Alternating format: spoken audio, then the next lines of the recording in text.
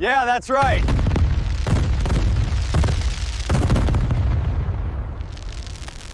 Yeah, that's right.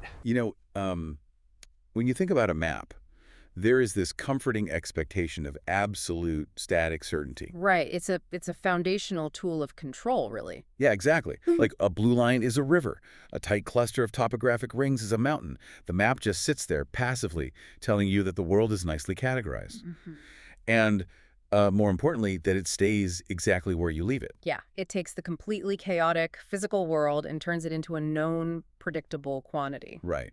But today, we're going to explore a scenario where that fundamental assumption just completely breaks down.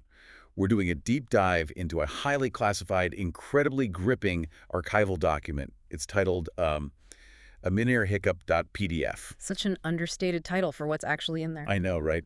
And before we even get to the tactical nightmare detailed inside this file, we really have to talk about the timeline, because it presents this fascinating anomaly right out of the gate. The timeline is absolutely what immediately catches your attention. I mean, this document is a highly detailed, real-time log of a tactical military operation, and it took place on April 11th, 1994.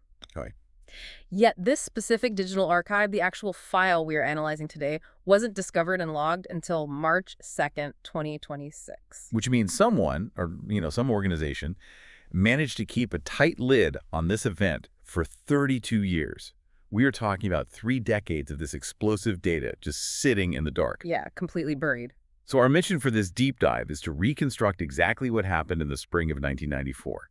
We're going to break down this desperate, real-time rescue operation against an enemy that, frankly, defied the known laws of physics at the time. And we really need to examine the incredibly unorthodox, rule-breaking strategies that the commander had to invent on the fly just to survive it. Let's establish the players first. Give us a setup. Sure. So we are looking at a localized command group. It's 3 individuals operating from an undisclosed remote position. You have Benedictus, who is the commander calling the shots. Right. You have Monroe, his second in command. And then you have Damont, who is this highly capable tech and scanner operator. And when the log begins, they are actually engaged in a relatively methodical task. Like a routine mission. Exactly. They are using what, for 1994 at least, would be highly advanced digital cartography to map this massive underground fortress. And I really want to emphasize to you, the listener, that in 1994, digital mapping was not the seamless GPS experience you have on your phone today. Oh, not at all. Right. Damont is likely coordinating this heavy, localized sensory equipment. He's linking raw data streams and slowly revealing these auxiliary tunnels and maintenance chambers deep underground. It's quiet, tedious work. Very tedious.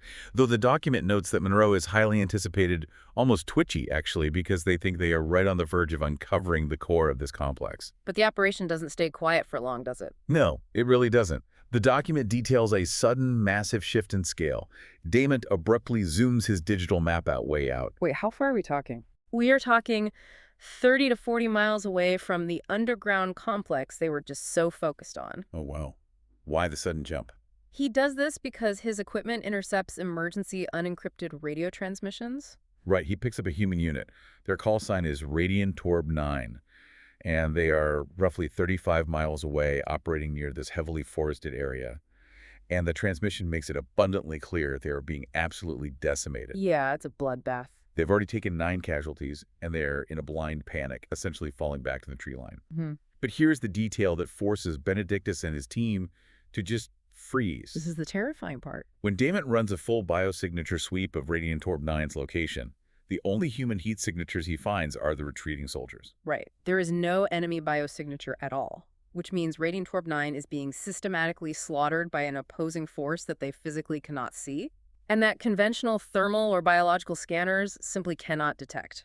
Okay, let's unpack this for a second, because if you are an infantryman in that forest, this is beyond terrifying. It's not like fighting an enemy in, standard camouflage. No, it's completely different. It's like trying to fight a submarine from a rowboat. You know the enemy's there because your squad mates are dropping right next to you, and you can physically see the impact of their fire. But when you return fire, your bullets are just passing through empty air. That's a great analogy because a submarine displaces water, right? And this invisible enemy is displacing something else entirely. While the soldiers on the ground are fighting literal thin air, Demont, who is sitting miles away behind his screens, has a very different view. He can actually see them on the map. He can, but he's not seeing them physically. He describes them in the log as 4 localized intense EMF fields with high incidence scatter rates. High incidence scatter rates. Let's think about the physics here for a second. If you were going to render a physical object invisible, say, by actively bending ambient light or radar waves around your body, that requires an immense amount of localized energy. Exactly. You are actively manipulating the electromagnetic spectrum. Right. You can hide your physical form, but you can't easily hide the massive electromagnetic noise generated by the cloaking technology itself. And that's what Demont's scanners are picking up, that raw energy bleed. Precisely, which creates this brutal asymmetry of information. Demont has this omniscient top-down view. He can sit there and watch these glowing dots, these EMF fields, flanking and hunting the human soldiers.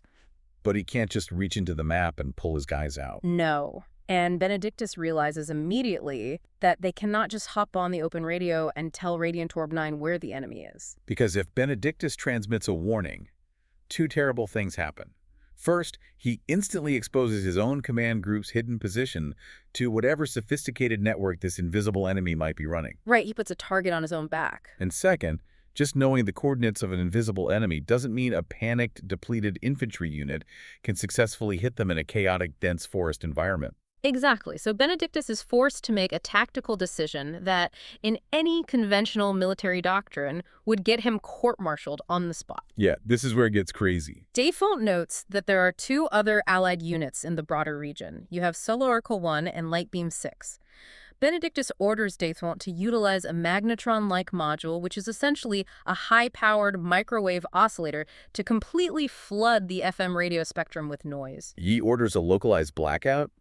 He aggressively jams the communications of his own allied forces. He does. Wait a second. I really need to push back on the logic here, because on paper, this sounds like tactical suicide. Oh. Your communications network is your only lifeline in a chaotic theater. Deliberately severing it, blinding your own adjacent units while one of your squads is actively being hunted. I mean, isn't that an incredibly dangerous recipe for massive friendly fire and total battlefield panic? It absolutely is a massive gamble, but we have to look at why a commander would intentionally sever that lifeline. If you leave the network open, human nature simply takes over. They'll call for backup. Exactly. Radiant Orb 9 will broadcast their panic. The other units, Solar Oracle and Lightbeam, will try to converge on their position to help, blindly rushing into an ambush against an enemy they also cannot see. Oh, man. So it'd just be a slaughter. It would be a total wipeout. By jamming the spectrum, Benedictus creates a quarantined environment. He is controlling the board by freezing everyone else in place. Okay, that makes sense. He's cauterizing the wound to stop the panic from spreading to the other units, Okay. but that still leaves Radiant Orb 9 completely isolated and dying in the woods. That's where the second part of the gamble comes in. The jamming creates enough localized chaos and signal degradation that Demont can effectively spoof a transmission. Like fake a radio call. Yeah.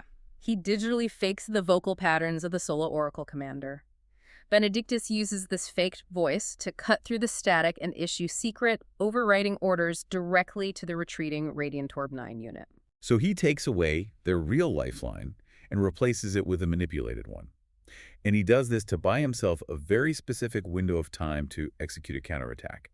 Because Demont manages to trace those high-incidence EMF scatter rates back to a source, right? Right. He identifies 2 external stationary EMF generators positioned near a main tunnel entrance in the distance. And Benedictus deduces that the mobile cloaking fields the enemy is using are likely drawing power from or being stabilized by those external sources at the tunnel. Exactly. His logic is, if you can't shoot the invisible soldiers hunting you, you have to shoot the infrastructure keeping them invisible. Right. Which forces us to look at exactly what Radiant Orb 9 has in their arsenal to actually pull this off. Demont scans their vehicle configuration, and it is a surprisingly heavy loadout for what seemed like a mapping and recon detachment. It really is. They have 8 M998 Humvees, a couple of M35 transport trucks, an M113 armored personnel carrier, and crucially, 2 M110A2s. And those M110A2s are the key. Those aren't just tanks.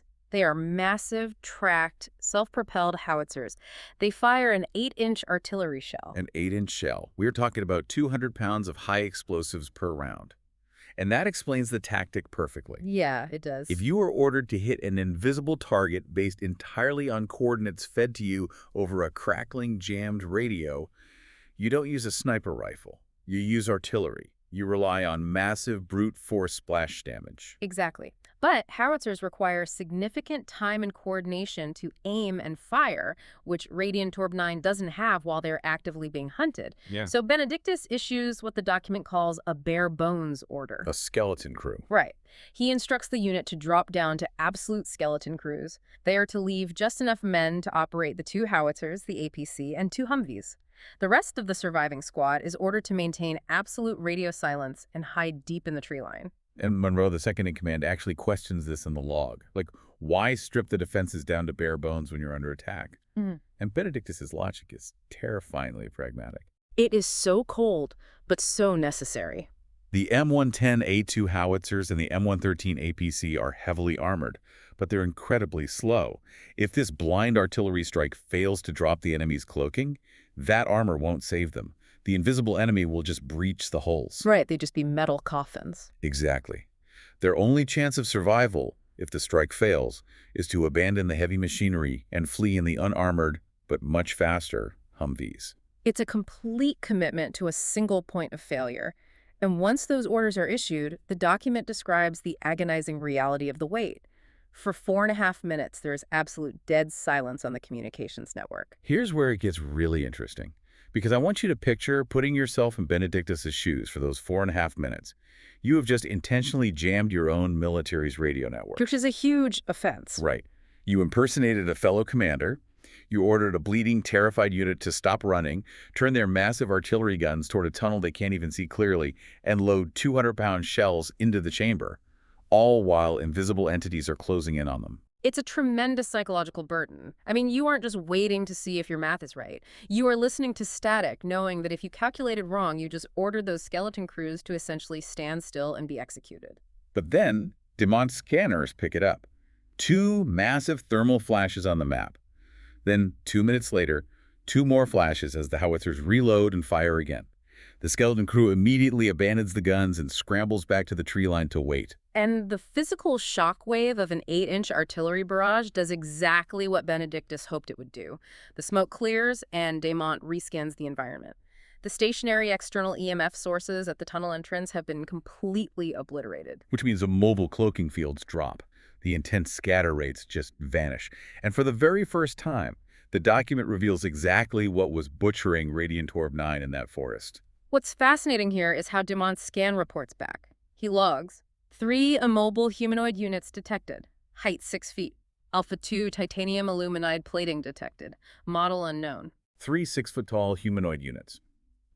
Let's really look at the material science here, because this is where the document stops being a simple military skirmish and becomes a timeline-shattering revelation. Demont specifically identifies the plating as Alpha 2 titanium aluminide. If we connect this to the bigger picture, that is an incredibly specific and advanced detail for 1994. Right. Titanium aluminide is an intermetallic chemical compound. It is exceptionally lightweight and incredibly heat-resistant. In the mid-90s, aerospace engineers were just beginning to successfully implement it in the turbine blades of advanced jet engines, where materials have to survive extreme stress and temperatures without warping. Right.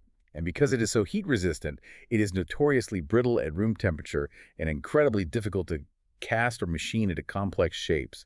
To find it successfully manufactured into the articulated armor plating of 6-foot-tall autonomous bipedal foot soldiers, I mean, that implies an industrial manufacturing capability that was decades, if not centuries, ahead of human engineering in 1994. It completely shifts the paradigm of the engagement. The artillery strike didn't just reveal an enemy combatant, it revealed that this underground complex they were trying to map isn't some conventional bunker. It is a repository or maybe a staging ground for impossibly advanced technology. They tripped a wire they shouldn't have. Exactly. They haven't just engaged in enemy patrol. They've tripped the alarm on something vastly superior. And Benedictus, to his credit, doesn't hesitate. There is no celebration that the strike worked and the cloaks are down. The instant he hears titanium aluminide humanoids, he issues Condition Delta, complete, immediate evacuation. And the mechanics of this retreat are just as unorthodox as the attack itself. It really reminds me of a lizard dropping its tail to escape a predator. Benedictus orders the men to leave the massive M110A2 howitzers and the armored APC exactly where they are. But he tells them to leave the engines running hot and all the internal electronic systems fully powered up. It is the ultimate decoy strategy. If these humanoids, or whatever network controls them, rely on thermal or electromagnetic targeting to hunt, Benedictus is leaving the loudest, hottest, most energy-dense targets on the battlefield, sitting right there at the tree line. Meanwhile, the actual surviving men pile into the unarmored Humvees. They are ordered to power down all primary radios, relying only on incredibly weak, short-range handhelds to communicate between the vehicles. And their escape route is highly specific. Yeah, the toll road. Right. They're directed to maneuver onto an abandoned toll road leading away from the forest, but they aren't allowed to floor it. Benedictus strictly orders them to maintain a speed of exactly 30 miles per hour. Think about the immense discipline that requires. I mean, you just survived an encounter with invisible robotic humanoids. Every instinct in your body is screaming at you to push the accelerator through the floorboard and get as far away as possible. But Benedictus caps them at 30 miles per hour. Why? I mean, if you're trying to escape a technologically superior threat, wouldn't speed be your best asset? Not if speed creates a signature. A convoy of heavy military vehicles tearing down an asphalt road at 70 miles an hour generates massive acoustic noise, significant seismic vibrations, and a massive thermal plume from the exhaust. Oh, I see. Benedictus knows the artillery strike might have only been a temporary, localized disruption. He has to assume the broader area is still seeded with secondary acoustic or seismic sensors. So they are tiptoeing. They literally punched a sleeping dragon in the mouth with an artillery shell, and now they're trying to creep out of the cave before the rest of the horde wakes up. Exactly. It is a masterclass in asymmetrical survival. Benedictus recognized instantly that playing by the conventional rules of 1994 warfare, maintaining open comms, relying on heavy armor, executing high-speed retreats, all of that would result in a total loss against an enemy with aerospace plating and localized cloaking. Right. He survived by stripping his unit down to their absolute foundational elements and strictly manipulating his own electronic footprint. It really is a phenomenal piece of tactical history. But I want you, listening right now, to imagine just for a second being one of the soldiers sitting in the back of that unarmored Humvee. Oh, man. You are driving away in the pitch black of night. You are restricted to this agonizing 30-mile-per-hour crawl. You can look back and see the glowing exhaust of the massive howitzers you abandoned, acting as a beacon for whatever is out there. And you have to be wondering what exactly is buried in that underground fortress. It's the profound terror of realizing you are no longer at the top of the technological food chain. Which brings us to the final detail in this archival document. And frankly, it's the detail that makes the 32-year gap in this file's discovery so unsettling. Yeah, this part gives me chills. As the Humvees are crawling away, Damon is still monitoring the map. The cloaking fields are still down. The 3 titanium humanoids are fully visible on the scanners. Damon confirms they are completely immobile just south of the ruined tunnel entrance. Immobile, yes, but crucially not destroyed. No. Damon notes that while they are standing perfectly still, they are pinging. Which is a very specific networking term. Exactly. A ping isn't just random static. In network architecture, a ping is an active handshake request. It is a signal sent out seeking a host or a server to connect to. Benedictus hypothesizes that the massive electromagnetic shockwave from the artillery blast might have severed their immediate localized communication pipelines. So if they can't talk to their local network hub inside the tunnel, They default to a wider broadcast. They start throwing a signal further out into the dark, looking for the next available node in their network. Think back to what we said at the very beginning of this deep dive, how a map is supposed to be a comforting, static representation of reality. right. This document leaves us staring at a digital map where 3 very real, very lethal anomalies are standing in the dark, broadcasting a signal to an unknown recipient. And because this file was hidden from 1994 until 2026, it leaves you with one hell of a haunting question to mull over tonight. If those units were pinging for a wider network connection out there in the dark, who or what were they trying to reach? And are they still waiting for a response today?